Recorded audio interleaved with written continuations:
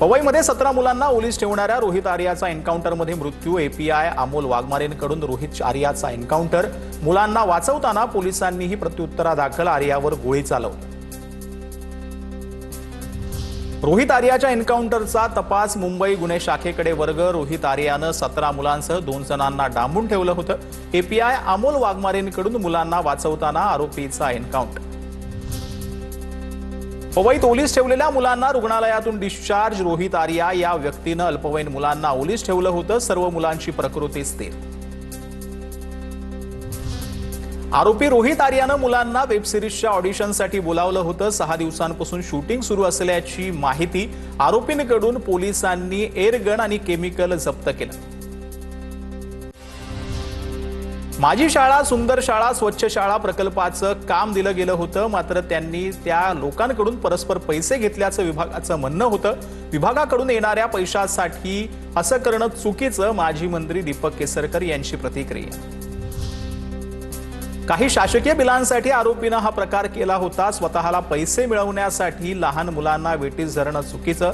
आरोपी रोहित आर्याच्या एन्काउंटरवरती उदय सामंतांची प्रतिक्रिया। पोलिसांमुळे खूप मोठी दुर्घटना टळली। वडेट्टीवारांची प्रतिक्रिया। मुलांचा जीव गेला असता तर जबाबदारी कुणी घेतली असती? तत्कालीन शिक्षण मंत्री जबाबदारी घेणार होते की महायुती सरकार? वडेट्टीवारांचा सवाल।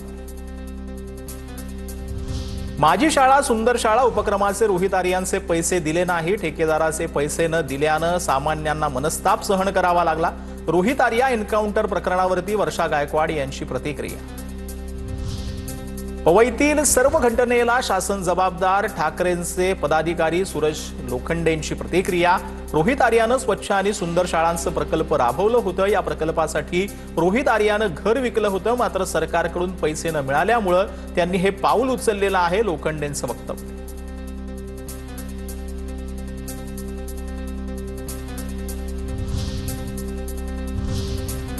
आता दिवसभरातील मोठ्या राजकीय टॉप 9 बातम्या।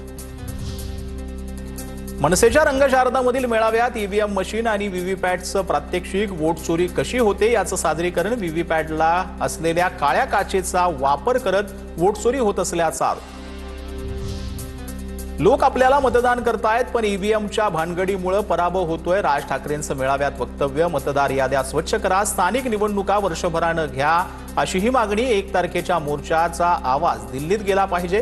राज ठाकरेंचं आवाहन आणि मोर्चासाठी लोकलनं पोहोचणार असल्याचं देखील राज ठाकरेंची माहिती।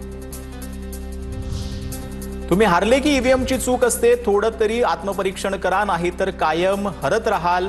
राज ठाकरेंच्या भाषणावर प्रवीण दरेकरांची टीका।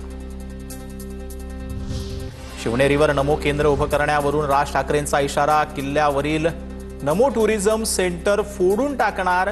पंतप्रधानांच्या 75व्या वाढदिवसानिमित्तानं सुरू होणाऱ्या सेंटर्सवरून राज ठाकरेंचा एकनाथ शिंदेंवर निशाणा। मुख्यमंत्री पद मिळालं पाहिजे म्हणून किती लाचारी करायची, असाही टोला। 1 नोव्हेंबरच्या सत्याचा मोर्चाबाबत विरोधकांची तासभर बैठक। ठाकरे बंधू आदित्य ठाकरे, जितेंद्र आव्हाडांसह काँग्रेसचे ज्येष्ठ नेते बैठकीत सहभागी। 1 नोव्हेंबरच्या मोर्चाचं नियोजन अनेक दिवसांपासून सुरू होतं। आम्ही प्रश्न भाजपला नाही तर निवडणूक आयोगाला विचारणार आहोत, संदीप देशपांडेंची प्रतिक्रिया। ठाकरेंचा मोर्चा म्हणजे फॅशन शो। हा फॅशन शो फ्लॉप करण्याचं काम मुंबईकर करतील। 1 नोव्हेंबरच्या विरोधकांच्या मोर्चावर नवनाथ बन यांची टीका। राज ठाकरेंच्या आदेशानंतर मनसेकडून राज्यभर मतदार यादी तपासणी मोहीम। 4 कोप विधानसभा मतदारसंघात मतदार यादीत एकाच व्यक्तीचं 2दा नाव, मात्र दोन्ही नोंदींमध्ये फोटो वेगळे। मतदार यादीतील दुबार नावं वगळण्याचं राज्य निवडणूक आयोगाचं संबंधित अधिकाऱ्यांना निर्देश। हमीपत्र लिहून घेणार। नाव, पत्ता आणि छायाचित्र तपासून साम्य आढळल्यास दुबार मतदारांकडून कोणत्या केंद्रावरती मतदान करणार याबाबत अर्ज घेणार।